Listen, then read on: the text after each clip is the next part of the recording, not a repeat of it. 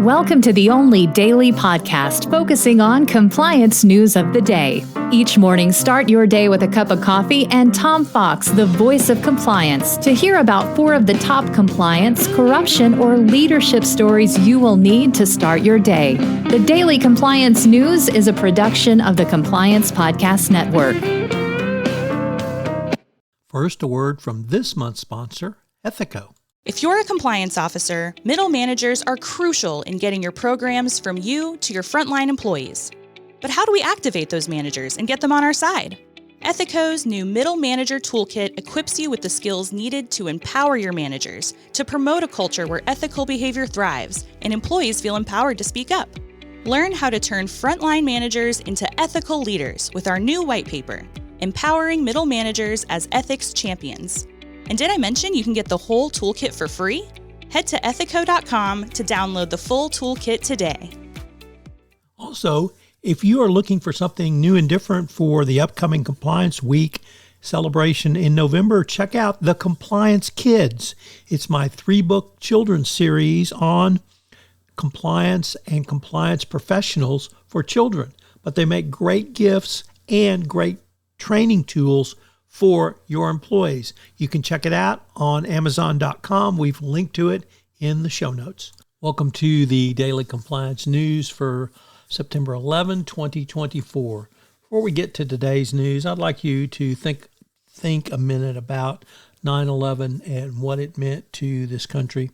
I know we're some 22 years after 9/11, but I still think in many ways it was the fulcrum of the change in America, and we're still suffering the consequences of that attack. Our first story today is from the New York Times, which reports that Google and Apple face billions in penalties after losing EU appeals on tax cases. The decisions by the Court of Justice in the EU were seen as important tests of efforts to clamp down on some of the world's largest technology companies.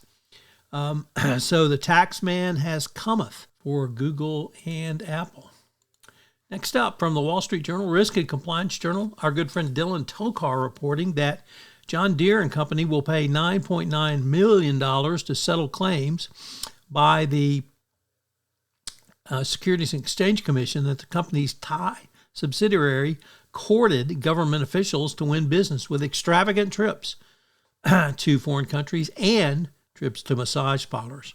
Always watch out when you get an expense request for a massage parlor. Huge red flag. A Deere spokesman said these allegations represent a clear violation of our company policies and ethical standards. So corruption at John Deere, or at least in their Thai subsidiary. This is going to be a great case for all compliance practitioners to revisit their gifts, travel, and entertainment policy. Next up, from the Financial Times, ex-Glencore executives appeared in court on corruption charges. Glencore's billionaire ex-head of oil trading and 5 other execs appeared. Alex Beard was the billionaire, and the hearing was the first time the charges have been brought forward. The defendants all pled not guilty, and I would expect this matter will have to come to trial. So the SFO is out there going after alleged corruption errors. And the final story comes to us from the BBC, which reports that Microsoft says its diversity and investment in the workforce can help fix AI's bias problem.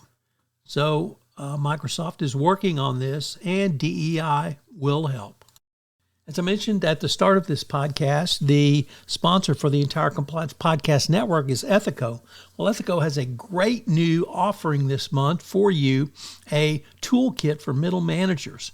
This is something that you, as the compliance professional, can use to move your compliance program forward by giving middle managers the skills necessary to answer a call for speak up or when someone comes in their office and raises a concern.